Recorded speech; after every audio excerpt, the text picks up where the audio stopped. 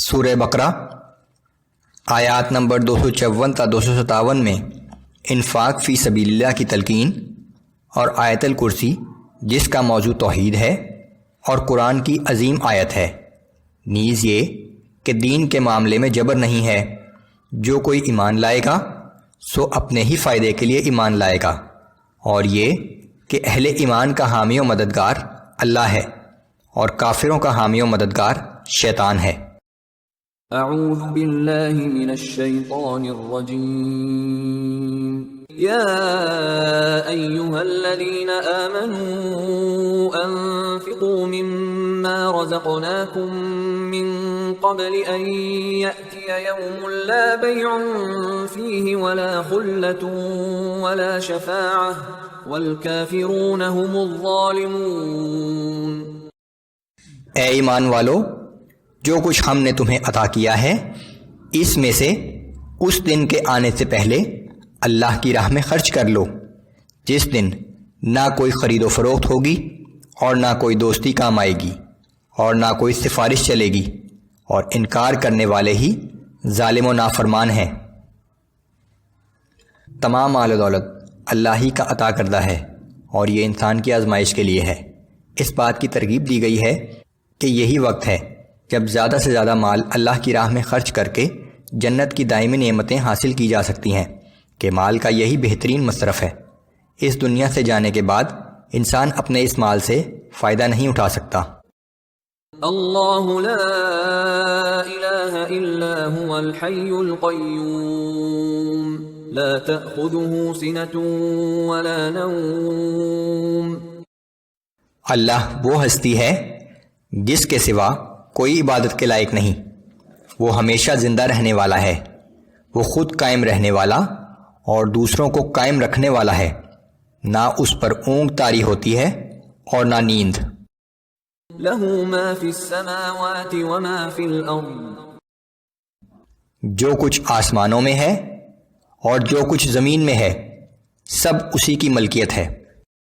من ذا الذی یشفع عنده الا باذنہ، ایسا کون ہے جو اس کی بارگاہ میں اس کی اجازت کے بغیر کسی کی سفارش کر سکے؟ یعلم ما بین ایدیہم وما خلفہم ولا یحیطون بشیء من علمہ الا بما شاء وسع کرسیہ السماوات والارض ولا یؤوده حفظهما وهو العلی العظیم۔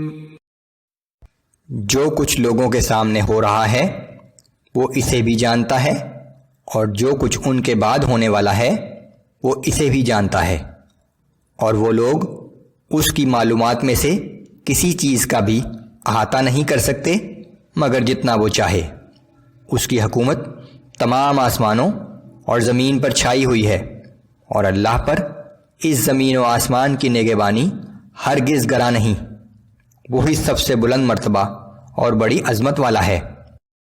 لا اکراہ فی الدین قد تبین الرشد من الغی، دین کے بارے میں کوئی زبردستی نہیں، بے شک ہدایت کی راہ گمراہی کی راہ سے نمایاں اور ممتاز ہو چکی ہے۔ فمن يكفر بالطاغوت ويؤمن بالله فقد استمسك بالعروة الوثقى لا انفصام لها والله سميع عليم۔ سو جس شخص نے تمام معبودان باطلہ کا انکار کیا اور اللہ پر ایمان لے آیا تو اس نے ایک ایسے مضبوط حلقے کا سہارا تھام لیا جس کا ٹوٹنا ممکن نہیں، اور اللہ خوب سننے والا اور سب کچھ جاننے والا ہے۔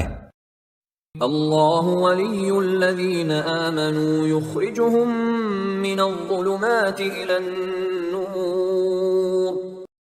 جو لوگ ایمان لاتے ہیں ان کا حامی و مددگار اللہ ہے، وہ انہیں تاریکیوں سے نکال کر روشنی کی طرف لے جاتا ہے۔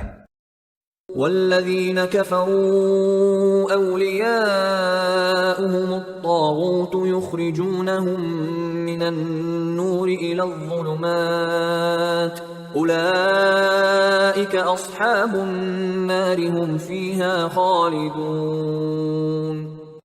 اور جو لوگ کافر ہیں ان کے حامی و مددگار شیاطین ہیں، وہ انہیں روشنی سے نکال کر تاریکیوں کی طرف لے جاتے ہیں، یہی لوگ آگ میں جانے والے ہیں، وہ اس میں ہمیشہ ہمیشہ رہیں گے۔ سورہ بقرہ آیات نمبر 258 تا 260 میں تاریخ سے 3 مثالیں بیان کی گئی ہیں جن کا موضوع توحید ہی ہے کہ اللہ ہر چیز پر قادر ہے، زندگی اور موت اسی کے ہاتھ میں ہے، وہی زندگی دیتا ہے، وہی موت دیتا ہے، اور وہ موت کے بعد زندہ کرنے پر بھی قادر ہے۔ اعوذ باللہ من الشیطان الرجیم الم تر الى الذی حاج ابراہیم فی ربہ ان آتاہ اللہ الملک۔ کیا آپ نے اس شخص کو نہیں دیکھا جسے ہم نے تو اقتدار بخشا، لیکن بجائے شکر گزار ہونے کے وہ ابراہیم علیہ السلام سے ان کے اور اپنے رب کے بارے میں جھگڑنے لگا۔ اذ قال ابراہیم ربی الذی یحیی ویمیت قال انا احیی وامیت۔ جب ابراہیم علیہ السلام نے کہا کہ میرا رب تو وہ ہے جو زندگی بخشتا ہے اور موت بھی دیتا ہے، تو وہ کہنے لگا کہ زندگی اور موت تو میں بھی دیتا ہوں، بادشاہ ہونے کی وجہ سے جس کو چاہوں موت کے گھاٹ اتار دوں اور جس کو چاہوں موت کا مستحق ہونے کے باوجود معاف کر کے آزاد کر دوں۔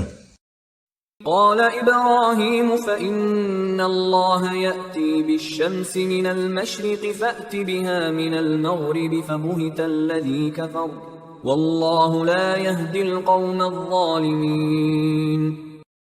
ابراہیم علیہ السلام نے کہا کہ بے شک اللہ سورج کو مشرق سے نکالتا ہے، تو اسے مغرب کی طرف سے نکال کر دکھا، سو وہ کافر مبہوت ہو کر رہ گیا، اور اللہ ایسے ظالموں کو راہ راست نہیں دکھایا کرتا۔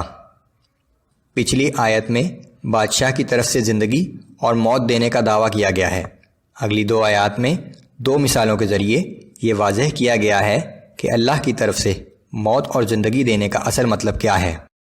او كالذي مر على قرية وهي خاوية على عروشها قال أنا يحيي هذه الله بعد موتها فأماته الله 100 عام ثم بعثه۔ یا اسی طرح اس شخص کو نہیں دیکھا جو ایک بستی پر سے ایسی حالت میں گزرا جو اپنی چھتوں پر گری پڑی تھی، تو اس نے حیرانگی سے کہا کہ اللہ اس بستی کو موت کے بعد کیسے زندہ کرے گا؟ اس پر اللہ نے اسے 100 سال تک مردہ رکھا، پھر اسے زندہ کر اٹھایا۔ قال كم لبثت قال لبثت يوما او بعض يوم۔ اور اس سے پوچھا تو مرنے کے بعد کتنی مدت اس حال میں رہا ہے؟ اس نے کہا کہ میں 1 دن یا 1 دن سے بھی کچھ کم رہا ہوں۔ قال بل لبثت 100 عام فانظر الى طعامك وشرابك لم يتسنه۔